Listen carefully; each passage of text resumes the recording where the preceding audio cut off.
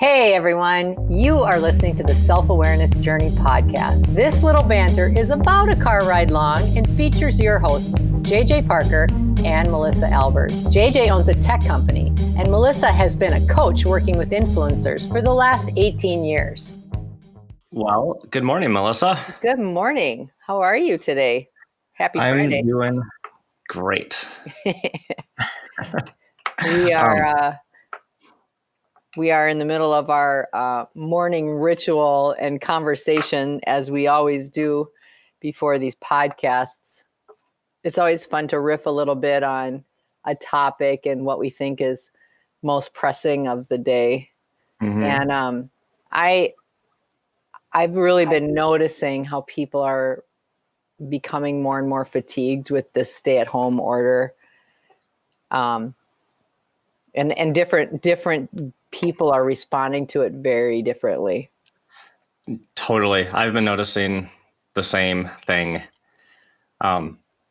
Last week when I was talking to my team, I got to give like a company-wide, message every week. And I was talking about how when we first got the shelter in place stuff and everyone was working from home, it was kind of novel and everyone jumped into it. Right. And we're like, we're going to fight this thing and we're going to flatten the curve. And, and everyone's got a lot of energy and bravado and everything. Yep. And it's great. Right. It got the whole thing kicked off. But now we're many, many weeks in and it's tiring. It's really emotionally difficult. Yeah. Our patterns that we had for years and years are upset. We're trying to work in different environments where our families, our kids, everything is, different, and it's emotionally wearing and difficult. Yeah, and I was likening it in a conversation I had yesterday with someone. It's kind of like when you pile your whole family in the car and you're going to go on a vacation, and you're driving 10 hours. That the first 30 minutes of the trip is absolute hell and the last 30 minutes of the trip is absolute hell because something's going to change. There's going to be a change, right? Yep. And I really feel like from the perspective of self-awareness, you can't really even know how you're feeling. You can't even know if you're getting worn down unless you have some level of self-awareness. But what's super interesting to me is the more self-awareness you have, the more control, for lack of a better word, that you have in being able to change the experience that you're having. Mm-hmm. Yeah, when I was thinking about the emotional drain that's been happening over the past couple weeks, it's like the change day to day isn't that much. So you don't really notice it, right? But that undercurrent just starts building and building and building until the point where like you're going to snap, right? It's going to be too much and you're going to break. And that breaking point is scary and difficult, but seems sometimes necessary part of the process. I'm not sure. It seems like a necessary part of my process. Maybe. I noticed that subtle little tiny 2-letter word you added into that to change the whole message. No, I think this is super interesting though, JJ, because at the risk of sounding completely like a jerk and at the risk of sounding like I am completely unrealistic, I'm gonna just give a perspective that's pretty different than what you just said, because I think that both of our perspectives are right. Our feelings are never wrong, and our perspectives, each one of us and everyone else, it's your perspective is reality, as they always say. Mm-hmm. But during this whole thing, I have not felt like that. I think there's been probably 2 days where I had what I would call bad days. Like I had a couple of bad days. And I don't mean this in a sense like I'm bragging or I'm living under a rock, because I recognize there are things that are very upsetting. We're in a major upheaval, and I understand that. But my self-awareness is such where I know that the most important thing for me to do is stay in my centered space. The most important thing that I can do, not just for myself, but for everyone that I serve, is to stay sort of clean energy, so to speak, keeping a clean, centered space.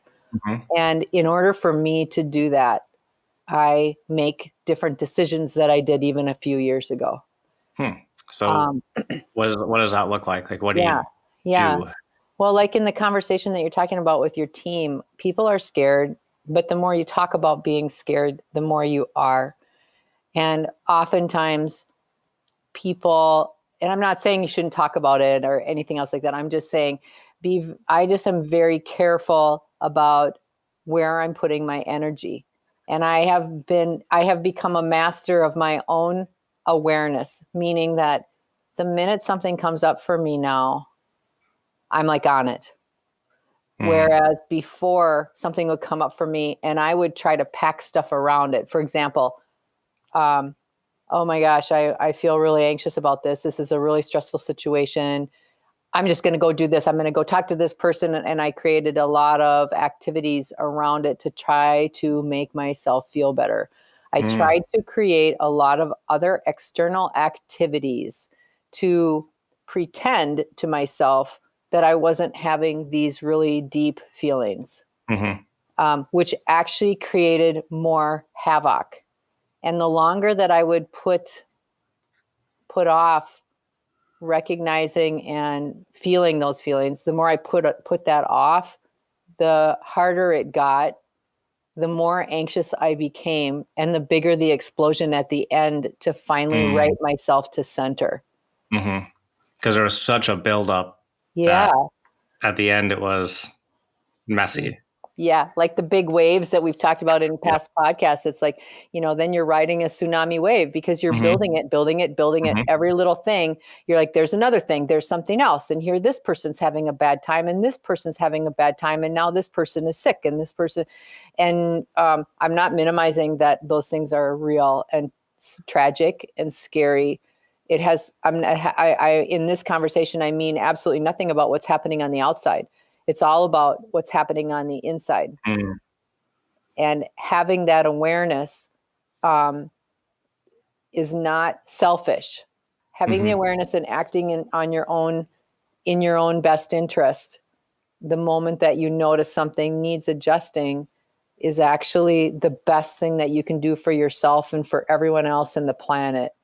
Yeah, because the opposite of that is acting in your own self-disinterest, right? It's actually, why would you not set yourself up for success? Why would you be setting yourself up for failure? But don't you think that's what people do all the time? Like we do that all the time. That's really interesting. I actually never really thought of it like that. Like, I can't remember where I read this once, but it was just the most profound statement, and I've never forgotten it. And that is, stop using your imagination to create things that you don't want, first of all, which is what we do. We get something bad happens and we start to ruminate about it. And then whatever the reality is, what? And then it does happen, right? or sometimes, or we ruminate about it and we make it worse and worse and worse, and we add a bunch of stuff to it. I was talking to one of my clients, and her company did a 20% reduction in leader pay, and she was in all out, complete and utter panic, which is understandable. However, we had a really interesting conversation, because I said, well, what are you panicking about? Like, I know that's a really stupid question, and I don't mean to sound like I'm not taking it seriously or being disrespectful, but can you tell me exactly what it is that you're panicking about? She said, yeah, I'm afraid that I can't pay my mortgage. I said, okay, how far out are you? She said, 2 months. I said, okay, what would happen if you couldn't pay your mortgage? Well, I would get bad credit. Okay, then what? I'd get kicked out of my house. Okay, Would that happen in 60 days? Well, no. All right. Well, then what would you do if you got kicked out of your house? Well, I could go live with my mom. She's got a really big house and I've done it before. But it was super interesting because as we unpacked what the actual fear was, we recognized that while the topic was real, you know, how she was processing that topic and adding to it and making herself more and more anxious about it was not being helpful for her. Yeah. You know, I've experienced and noticed, like, when you have a really strong feeling and you don't really know why, it's really easy to backfill stories Oh my gosh, to make yes. that feeling true. Oh my gosh, it sure is. It So- sure is. So it's really interesting when those undercurrents build and build and you don't notice, and all of a sudden you're sitting with a really strong anxiety and you're Yeah. just looking around like, I better, my logical brain better figure out why I've got such strong emotion right now. Let's start filling in a bunch of stories about why that could be true.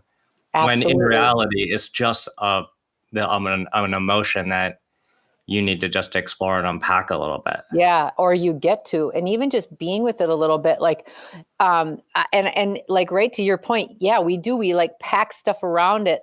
I was just noticing that a client of mine sent a Harvard Business Review article to me and said, "This is exactly me. This is me. I'm so, I got a stomach ache the longer I read it, and it was called How to Refuel When You're Feeling Emotionally Drained." And I noticed, the very first thing that I noticed was, here we are again. Here's another example from a very reputable source that says, hey, you're going to get totally emotionally drained. You're going to get right to the end. You're going to get to the ragged end of your rope. And here's what you can do. And there's so many parts of that I completely disagree with. Again, I know that doesn't sound normal to what everybody's kind of feels, like but the emotionally, like the you don't like the idea that there's an article that says eventually you're going to be at this state, this emotionally drained state. Eventually you're going to break. So here's what you should do when it happens. Yeah, here's how to pick yourself up. Right. When you didn't want to pick yourself up or didn't realize you could pick yourself up before you were there. You didn't need to get all the way there. You could have turned around partway into that journey, right? Yeah. And it's just interesting though, because again, we spend a lot of time externally focused. What should I be reading? What should I be doing? I feel scared. I feel anxious. What can I go do about it? I'm going to go do something. And actually that just is a lot of swirling energy that continues the momentum of the anxiety. You're really taking away my go-to move, feel strong emotion, go jump into action.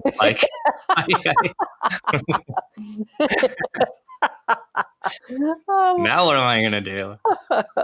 Well, I think here with these feelings. Ugh. And I know, and again, like anyone who knows me will know that I am not a fluffy, touchy-feely, spend time in my emotions kind of person at all. So I'm not advocating that we all have to become that to become more self-aware and notice when we have feelings. What I'm simply saying is that we all have everything we need right now to become very self-aware. And the more self-aware we are, it's a little like, I think I was saying this to you earlier, it's like if you're walking a 10-mile trip into the mountains and you did a lot of work to prepare for it, and you get 10 minutes into the trip and you recognize that you are on the wrong path, like you completely took the wrong path for this 10-mile trek. And it's a bummer because you have to turn around and start over, but there's not much energy that's been wasted, a little time, a little energy. But if you have now gone 6 miles in to a path and then you recognize, oh my goodness, I am over halfway to the place and it's not the right path. I have to, then you're so much more invested and that trail is so much more grooved and it's so much more stressful and emotional. And yet you're having the same experience of walking and making a decision to be on a 10-mile hike. Yeah. So the amount of emotional investment that you have, if you notice earlier when you're on the wrong path, it's much easier to switch gears, to lessen the emotional response, to say, oh, something, I'm not feeling right now. Something doesn't, I don't feel right now. So what is the subject of my thought? Like, what is it that's got me kind of wound up, rather than, oh, I don't feel good, I'm going to get off the couch and just go run. I need to go do something. I'm going to go through the drive-through because that's still open. I've been on many of both actual and emotional hikes that are going in the wrong direction. Yeah, same. And it is funny when you're halfway through. We were on an actual hike, and we were 2 hours in, and we realized like an hour in we were probably going the wrong way. And then 2 hours in, we're like, yeah, we are definitely going the wrong way. But it was funny how the pull to like, just maybe we're not, obviously are 4 hours of wrong way hiking later, we're back at our starting point, right? Like, yeah. But isn't that funny? That's kind of natural. Yeah, it's kind of natural to say, like, no, I'll just keep going. Let's just keep going, But because for some reason, admitting that you're wrong and going in the wrong direction is hard. Although once you do that, everything becomes way easier. Oh, I love that. That's really interesting how you just said that. And what you just implied emotionally, which is very interesting, as you said, we don't want to admit that we're wrong, so we just keep going, and we pack stuff around that emotionally. We say, and how like if you want to use actual emotions, you might say, I'm feeling fearful about this. Something's scaring me. Something's making me anxious. Something's stressing me out. But I'm just going to keep going, even though that action that I did is what got me here. I'm going to keep going because it would just seem terrible for me to say, hey, you need to honor yourself. It doesn't feel right. So what would feel right?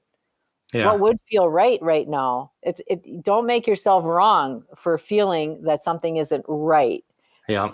And that's what we've been conditioned to do. We have been conditioned to make ourselves wrong for our feelings and then look to everybody else to right size our feelings. That's how we've been conditioned. We've not been conditioned to stop and recognize, this feeling is funny. What is all that about? Oh, I'm going to switch that, or I'm going to do something different. That's not how we've been conditioned or trained. We've been conditioned and trained to say, oh, you're feeling this way? Well, no one else seems to be acting like that. So you just get yourself in line. Or, oh, you're really acting and feeling afraid. Yeah. Okay. You're like everybody else. So you should feel safe in the mass. Yeah. Because everyone else feels the same way. Yeah. All right. So I want to get like a little deeper and serious here. Yeah. Let's get serious. Remember the movie Ghostbusters? Yes. Right, of course. So like in Ghostbusters, what happened? Like I can't remember actually if it was the first Ghostbusters or the second Ghostbusters, but which one was it where like all the slime was under New York City, and the more negative everyone got, the more the slime got all right, like all agitated, and was kind of like right? I would feel like that would be 2, because you building off the I think premise. That was 2, because the first one was like the Marshmallow Man, yeah, right? That was and the second one was like the emotionally reactive slime. That movie, I think, was really ahead of its time from a personal development, self-awareness perspective. We ought to try and get some clips for our next podcast.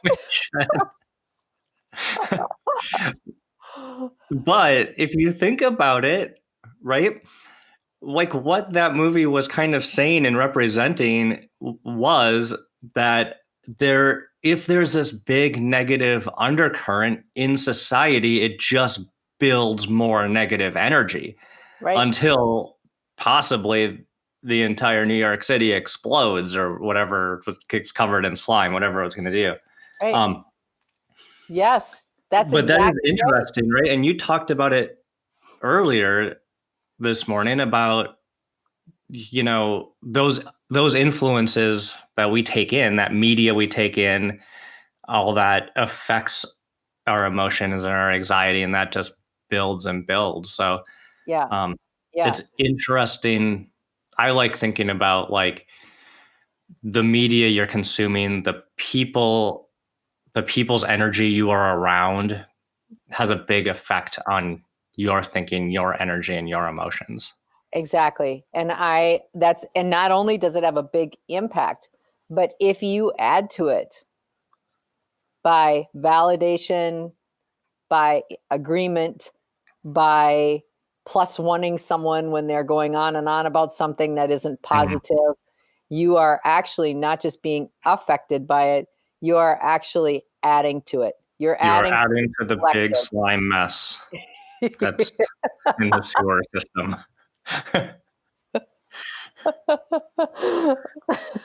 Yeah. Hey, let's get some t-shirts. I think we should get t-shirts.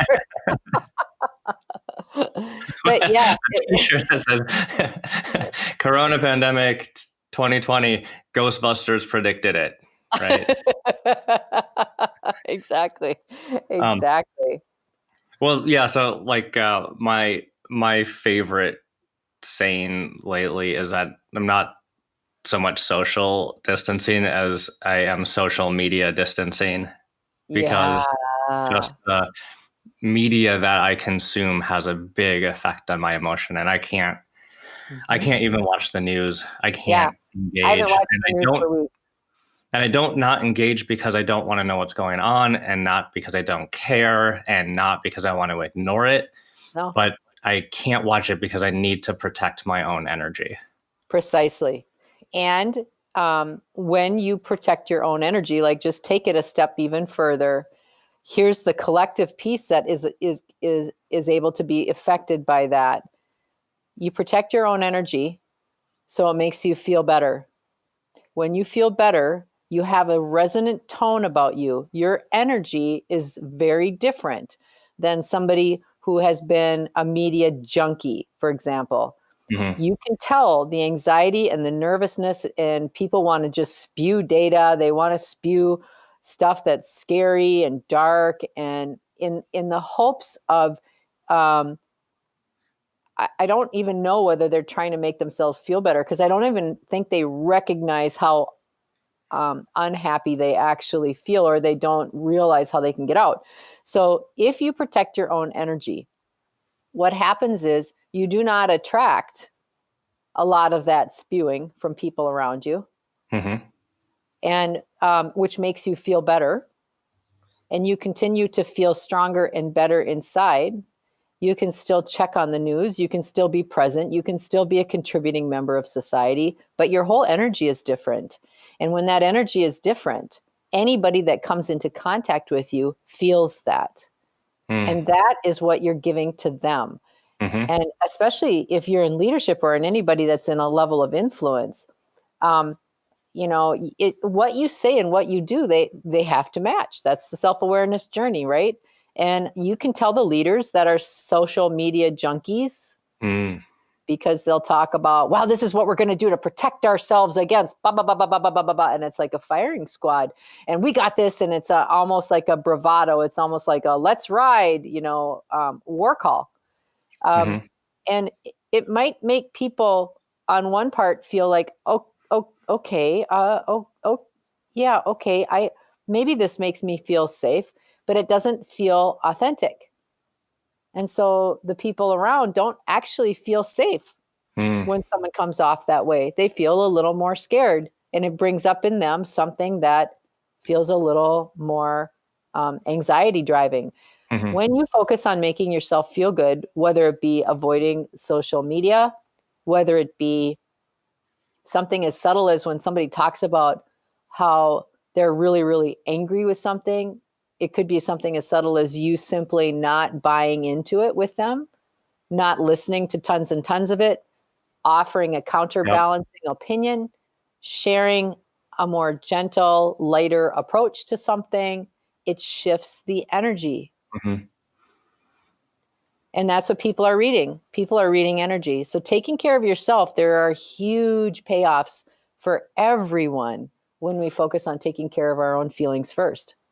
Yeah, I always thought, kind of doing things for myself, like, exercising and meditating and things like that. At first, I thought those were kind of selfish, right? Like, Yeah, yeah, well, I'm going to go spend an hour exercising today. Well, yeah, you know, my wife, takes care of the kids or something.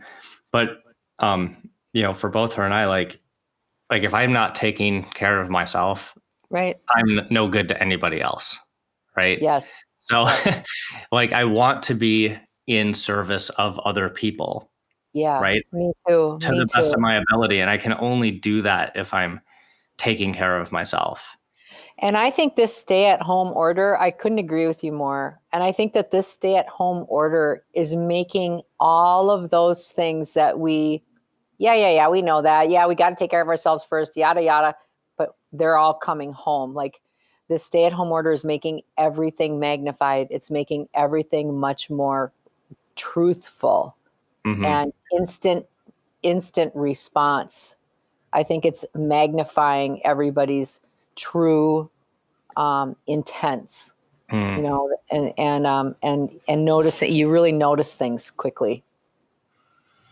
Well, I'd say on that note, I hope that, everyone can start to like recognize this buildup of emotion that happens in all of us, and just kind of think about trying to recognize it Yeah. early before it becomes an explosion. Yeah, and certainly if you notice it a little bit, like my hope for people would be that maybe this has created some awareness in them and that they recognize that they don't have to feel guilty or that they are actually not wrong for having these feelings that they're having. They're more right than they've ever been in their lives. We hope that you've enjoyed today's episode. Our mission is to help people become happier and more effective by gaining insight into their own thoughts and feelings. We'd love your support. First, share this podcast with anyone you think might enjoy it.